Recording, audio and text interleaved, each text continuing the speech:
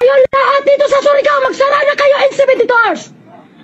Magsara na kayo sa ginawa nyo. In 72 hours, Ferdinand Marcos Jr. Magbaha ng dugo sa Surigao in 72 hours. Imagine, may sinabi pa itong si Bae sa kanya pagbabanta na maglinog daw. Earthquake.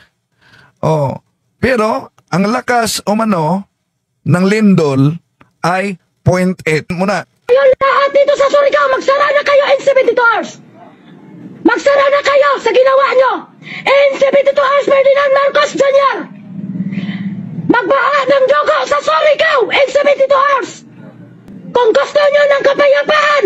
So, tandaan ninyo ang panawagan ng PNP, ang provincial office, wag umanong maniniwala sa mga pagbabantang ito dahil piki ang grupong ito. Bumaba ka dito, Ferdinand Marcos Jr., President. Grabe. Ang presidente, pabababain daw nila. Tuloy natin. Sige, gamitin nyo na lahat ng forces nyo dito. And 72 hours. So, lalabas talaga ang forces ng PNP pag lalabas na yung warrant of arrest. Pag lalabas yung warrant of arrest, sigurado talaga na maaresto lahat na nasa kampo ninyo. Ato! Gawin mo! Ako na nag-utos. Gawin nyo in 72 hours. Hindi na sila basta-basta makalabas. No? Hindi na sila basta-basta makalabas dahil pag susunod sila, sarado yung establishmento. No, ipapasarado ang establishmento, huli na naman. Hindi nila palalabasin yung taong yan. I-present nyo lang ang diplomatic immunity. Ayan. Meron silang diplomatic immunity daw. Diplomatic immunity. At yun lang ang ipakita kahit wala kang driver's license, pwede ka nang dadaan sa mga checkpoint. Kaya may mga miyembro nilang nahuli dahil walang driver's license. At naniniwala na sa pamamagitan lang ng ID nila na diplomatic immunity daw, ay makalusot na sila. Hindi, nahuli pa rin. Si Dylan, kapitan dito sa Surigao, sa Sabang Trisman Nobag. Tatay, si Dylan, dyan sa Inedine. Opo. Yan ang paanohin mo ngayon, si Dylan dito. Galit siya sa barangay kapitan sa naturang barangay. Ang barangay kapitan kasi na tumatawag ng PNP dahil nagsagawa na ng checkpoint, sarili nila, itong grupo nila ni George Santisas. So, mahigit 5 taon na pala itong naging problema sa kanilang barangay. Ang barangay. Opo. Bukas ng umaga, lulusobin natin ang barangay dito. Dahil nasa jurisdiction ni Dylan, bahay ni Dylan, puntahan natin yung bukas. No, grabe talaga katapang ang nagpakilalang arena nila dito, no? Pero di nangyari ito. Ang live na ito, nangyari noong di pa na tanggal ang kaniyang Facebook account sa Facebook. Dahil grabe talaga, bawal yun kasi, no? At tinanggal ng Facebook yung kaniyang account. Kaya nga, sabi niya, sino ba ang may-hari, sino umano ang hari ng Facebook, si Mita? Kakasuhan daw niya si Mita. Wala na akong kikilusin pa ng documents to improve. Ito na po live, Ferdinand Marcos. Dahil bakit? Tinakot nilang aking technical. Mga tao dito, wala nang magtatrabaho ng documents ko. Bukas, birthday ni Dato Adlaw. Magbaha ng dugo, Dato. Pag hindi nila ipalabasin yan ngayon din. Iuwi nila dito sa federal. Magsara na kayo. Dahil ang aking forces hindi matalaban yan ng itak. Occult talaga. Ang kanilang mga forces daw di matalabaan ng itak. So may mga anting-anting sila, no? Mga anting-anting. At yun ang pinaniniwalaan nila, makakontrol sila sa 4 na elemento, hangin, lupa, apoy, tubig, at di daw sila matatablan. At kawawa naman ang mga miyembrong maniniwala dito.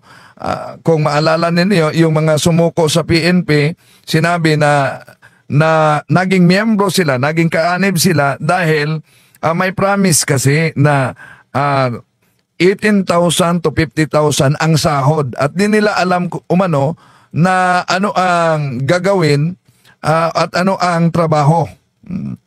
Hindi nila umano alam at inisyuhan na lang sila ng samurai at itak. Hindi matalabang po. Tandaan nyo to. Walang maniniwala. Walang maniniwala. Kaya tingnan ng polis, tumakbo. Nagdampot lang ng isa. Nandoon na lahat ng 72 spiritual, tumakbo. Bakit hindi So nyo... kung lahat ang dinampot, lalo nang mainit ka sa loob ng PNP sa kulungan. At pinaliwanag din ito ng hippie at ng provincial director, no? Dahil ang reaksyon kasi ng mga tao, bakit agad di umano hinuli, di nilosob, kailangan sundin ang legality. Kaya ang sabi ng hippie, hintayin na lalabas ang warrant of arrest laban sa kanila at lahat na nasa loob ay siguradong dadamputin. Alam po na mga polis na hindi puputok ang armas nila sa mga 72 spiritual po. Kaya ngayon magbaha ng dugo ngayon. Ito ang gusto niya? Ferdinand Marcos Jr. President. Ayusin mo to. Ayusin mo to. Nakakahiya kayo.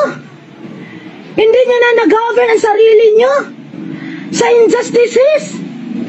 Takot kayo magutom. Hindi na kami takot dito magutom. Sabi namin, acceptance of reality lang. Andyan na ang diplomatic immunity, sovereignty. So, kung makontrol nila ang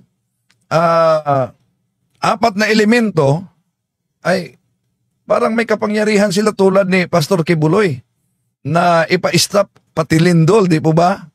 So, yun ang hirap. Pag maniniwala sa sariling kasinungalingan talaga. At, maliban dito, meron namang isa pa nga nagpakilala. Akala ko na kasama sila, no? Di pala, no? Kung maalala ninyo, sila si Dato Adlaw ay may diplomat. Ito daw ang diplomat nila. Pag meron ka dito, kahit wala kang lisensya, driver's license, makalusot umano ka at di ka huliin. Di po yun totoo. Dahil ilang miyembro na nila ang nahuli, no? Na walang driver's license, yun lang pinakita, diplomat daw. Pero itong isang grupo ni Queen Helen III Abdurrahman, abay, diplomat, ID talaga ang sa kanya. May ID. Yun ang ipapakita nila na miyembro ka sa naturang grupo. Dali, saan ba yung ID nila na ipapakita, no?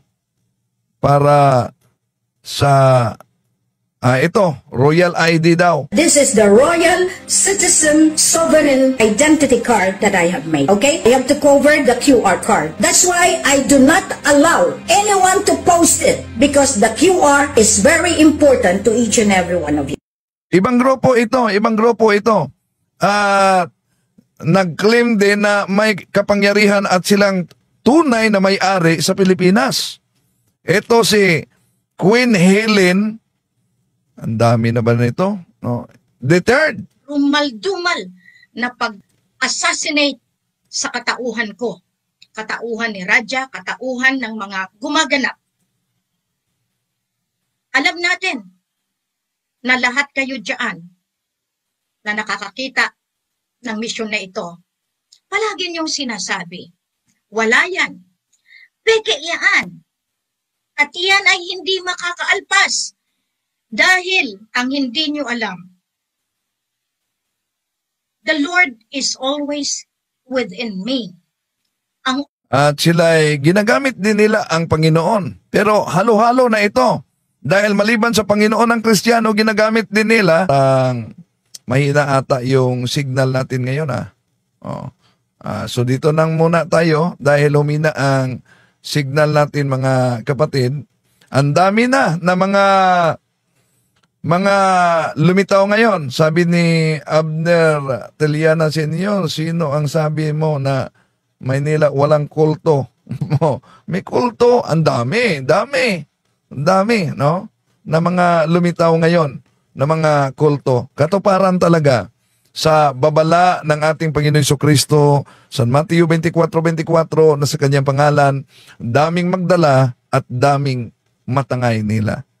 Kaya, babala ng hippie mismo sa Surigao na si Police Colonel Attorney Mariano Lokban, ito. Maging maingat ba, especially ang pag-join sa mga organization. Dapat marunong tayo na mag-determine kung scam ba yung activity. I-take advantage talaga nila yung educational attainment ng tao plus yung kahirapan ng tao.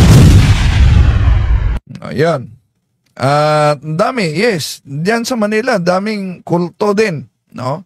At sa ibang lugar.